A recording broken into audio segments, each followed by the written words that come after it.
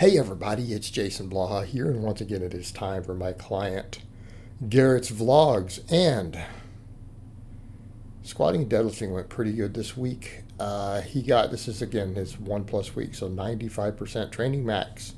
He got 3 reps on the squat, so I'm pretty happy with. His week was a little rough though, because again he got a big splinter in his foot, got a foot infections on antibiotics and stuff. And it made benching really hard. He got through the squat day because it hadn't gotten bad yet. Benching, he couldn't use leg drive. He couldn't get set up tight, so he just stopped at 1 rep, which again sucks because the benching has been his slowest lift to progress. But, these things happen. Things happen. He's about to have a vacation. He's on antibiotics for it. He's going to get rested, recovered. We're going to come back, and we're going to kill it. All right? Everything's going to be good. So you guys who watched that 3 rep set there notice that hip extensor weakness, which is why we're adding good mornings back in. All right. We need posterior chain. We need hip extension strength, limiting his squat a bit now. Also, potential limit on the deadlift. I think his back is pretty strong at this point. Right? And he's all back when he pulls. So I really want to work on all that hip extension, and good mornings are an easy solution for that for people who have limited equipment. I mean, he's got a good home gym, don't get me wrong. I mean, he's got a rogue rack, he's got a good barbell, he's got dumbbells. We don't have a crazy amount of equipment here. We don't have a lot of the serious strength stuff. We don't have a bunch of specialty bars, glute ham raise, reverse hyper. We've got real good basics. So when we're in a situation like he's in, something like just a simple good morning with the barbell makes a lot of sense. I never do him with a straight bar, and I'm a big good morning fan because I have other bars. But that's what he has. And, it is actually a pretty good fix for his weak links right now. I felt like we got the depth we wanted with the goblet squats. We got into where he can get deeper. We sorted his patellar tendon inflammation, all these things. But we get a fair amount of squat volume in right now. Right? I don't need to focus a whole lot on his quads and everything further. They're getting just enough volume to keep growing. That the posterior chain really, really needs to work. And it really needs to work. So I put it in that slot. That's really what's going to help there. So that's what we do. Benching, I want to work a little more on his chest development and stuff. And we had been doing dumbbells for a phase. And as you guys know, we took his press day out. We just train 3 days a week now because he has plenty of shoulder development. And just to maintain that shoulder development, because again, his overhead press is strong, I've decided we're going to use incline for a bit, which you guys have seen us doing. But it's all pause work, right? That pause incline. I want to get him stronger off the chest. Now, the anterior delt element to this will help with that. But it's the fact that we're getting additional chest work, getting a good stretch on the chest that we're also looking at. He does have a chest weakness, not necessarily a delt weakness. And when you're weak immediately off the chest, and I hate to say this, it can often be a delt weakness. But when we mean off the chest, people misunderstand that, right? They misunderstand that. That's a more nuanced topic.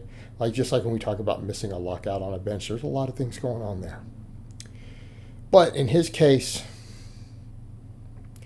doing the incline for now, and I may rotate dumbbells back in after a bit, but I'm happy to just have him flat bench and incline, especially with the pause on it, right?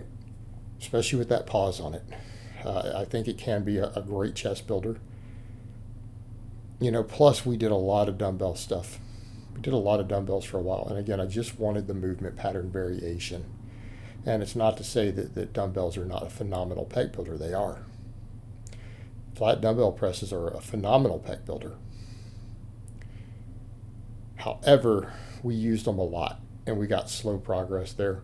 So again, it's a matter of changing stuff up just to avoid some overuse. But, we come over to that point. When you have a lifter whose chest, you can look at them and tell their chest is a weak link. You can look at their other strength movements. You can look at where they stick and tell their chest is a weak link. They need to build a chest. Well, pause benching and doing incline work with a pause and full range of motion also. It's a real good combination to bring up a lagging chest. And I think that's one that no one's going to really disagree with, right?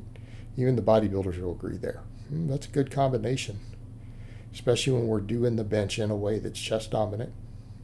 And then we follow it up with incline work. Pretty good combination. Now, a little bit of hitching and rounding on this last rep, but here's the thing with this. This is a PR. He has never technically put over 405 on a bar and pulled it. We've done rep work indicating he can pull more than 405. We've never actually tried it. This week, this is again the heaviest day in his wave. What do we have? 410 for 3. Now, we know there's hitching and rounding on that third set. And we can look at a lot of that and tell where his weak links are. We can see some of that posterior chain weakness because that last rep for him is all back. It's all back. So again, that's why we do the good mornings. This is why we do the good mornings even on the squat day. Okay, because we can look at what's happening with those heavy sets now. We see some hip extension weakness on the squat. We definitely see that hamstring weakness still on the deadlift. Okay. So that's, again, why at the moment the good morning is our number one supplemental lift for him for the lower body. Instead of goblet squats, we need to get all that sorted because his deadlift's gone up and we're seeing that original weak link starting to become more pronounced again. We need to get on top of it. So we got to bring up his posterior chain, got to bring up his chest. Right? This is what he needs to keep getting stronger. What he needs to keep getting stronger. So his deadlift days, what then do our accessories look like? Well, we do 5x10 assistance. Right? I'm showing this last set again for you guys to watch while we talk and get this video to an appropriate length for a vlog. So you guys can watch him do this a few times. But we do assistance with the 5s. Actually, I believe it's 5x5 or not 5x10 right now. It's our assistance work. We just do the normal deadlift as assistance. Our accessory work for the day, well, we already do a decent amount of the accessory on squat day with good morning. So again, we focus on the back. We do pull-ups. We do get those hanging leg raises in. All right. Keeping it pretty simple. All right, guys, but that's really all I have to say on that today. I hope it's been informative, and I will talk to you guys next time.